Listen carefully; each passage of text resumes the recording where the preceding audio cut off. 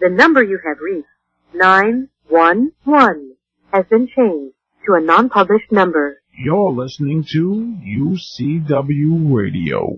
In your face. Welcome to another segment of UCW Radio, and this is your host, Lou, a.k.a. Falcon Coparis. And I want to thank all of our listeners for the continued support just by listening to the show. We do appreciate it. Look, I don't get impressed easily, but on today's show, we will have a man that has done just that. Not with what he's accomplished. Trust me, he has accomplished a lot in his life, but it's how he lives his life and his views on life that I find impressive. He was a top super heavyweight powerlifter, top powerlifter in the world, a top competitive bodybuilder, professional bodybuilder. From the mountaintops to the journey of his life. His hunger for reaching new heights in his life is just inspirational, and this is an interview that a lot of people will want to listen to. Now, before we bring our guests on the line, I have to give some information to our listeners. You can actually call in when the show is live, so get a pen and write this number down. I give it at the beginning of every show. It's 323-215-1446. That's 323-215-1446. And even when the show is over, if you want to leave a question for one of our guests, feel free to do so, and we'll try to work it into the interview. Also, if you're on Twitter, you can do the same thing. You can shoot me out some questions or comments. You can actually go on Facebook and do the same and connect with me in order to reach or get your stuff out there as far as your comments, questions, or whatever for our guest. And my Twitter name is Louis Velazquez. That's LouisVelazquez. And also on Facebook, just it's Louis.Velazquez on Facebook, and you can become my friend on Facebook. So on Twitter, follow me and just ask your questions. On Facebook, do the same. Now, without further ado, let's patch in the man that I really have to call Mr. Inspiration, Jack London. And here's Jack. All right, Jack, welcome to UCW Radio. I really want to thank you for taking time out of your busy schedule to speak with us today. Thanks, Lou. It's great to be here. I appreciate you asking me to be on the program. Oh, well, thank you, Jack. You know, we always appreciate the time our guests set aside for UCW. That's why, we try to show appreciation as much as possible. I'm a big fan of wrestling, so it's good. It's a good combination. All right, cool. Jack, you're a top bodybuilder. You're a top competitive bodybuilder. Just knowing a little bit about you, you have a very rich history from the time you lifted your first dumbbell to where you're headed now. What I like to do is start at the very beginning so our listeners can get a good understanding of your journey, because I think your journey is amazing.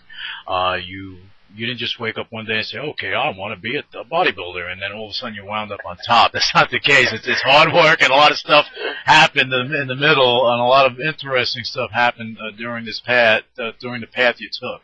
So let's start with your motivation. What got you into lifting weights? Well, I mean, what else gets you into lifting weights? But I know, stupid question, but I got to ask it. It's about being, about wanting a girl to notice you. I always tell people that I didn't find bodybuilding. Bodybuilding found me.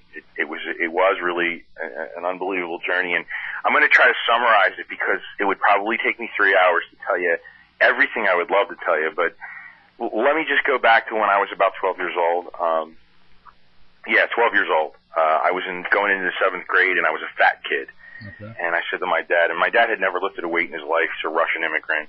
I said, Dad, I want to get in shape. So I'm going to 7th grade. It's a new time in my life. And so I joined this gym. Happened to be Attila's Gym in Wildwood, New Jersey. You may have heard of it. Yeah, I heard of it. And I didn't know it at the time, but I was training with the likes of Joe Miko and Richie Beretta and Jeff King. And every once in a while, believe it or not, Arnold Schwarzenegger would walk in. I didn't even know who he was at the time. I was 13 years old. If you go to the old Arnold books, you'll see him wearing Attila's Gym, Warrington, Pennsylvania on his shirt, so forth.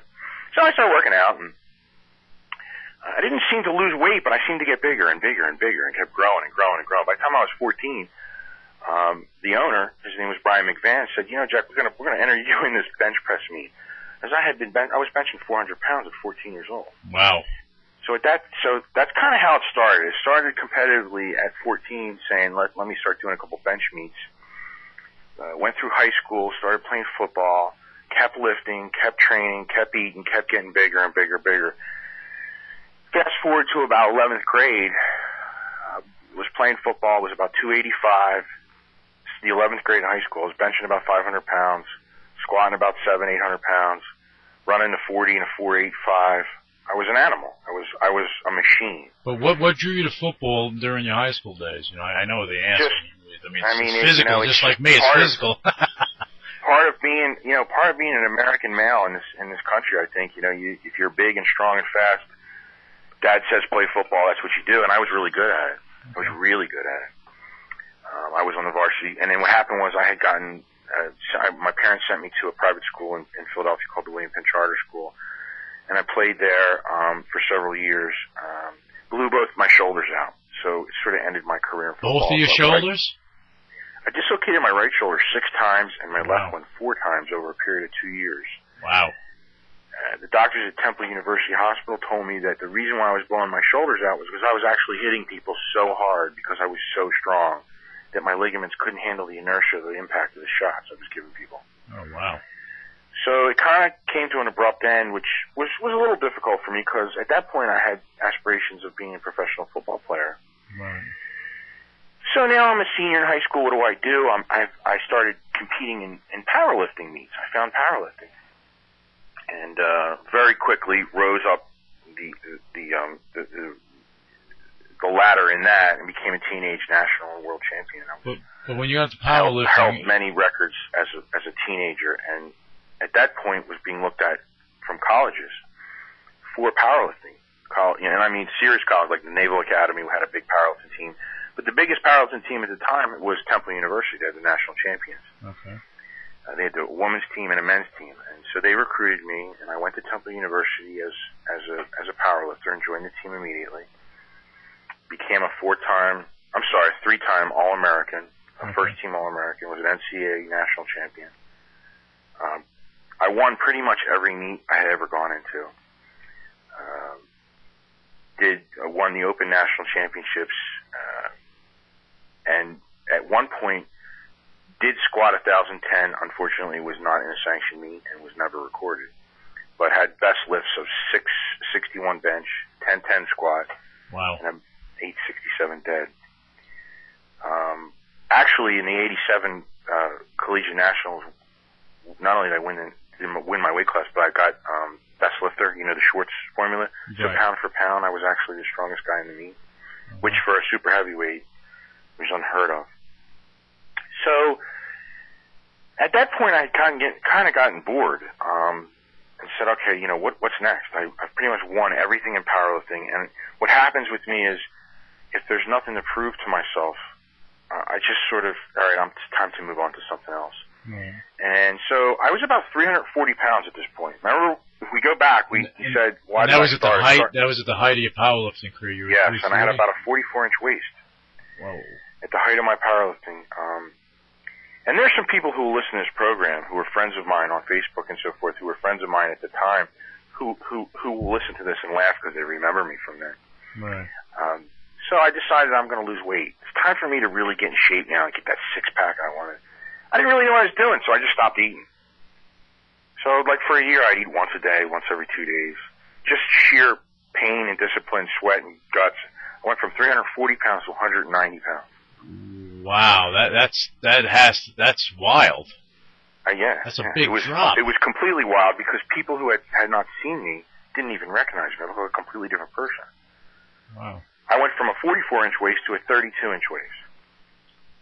So, and this is how it happened. One day I'm in the gym, and this girl comes up to me, a really gorgeous woman, and she says to me, she says, you look like a bodybuilder. Are you a bodybuilder? And I said, no. She said, well, you should be because, you look like those guys in the magazines.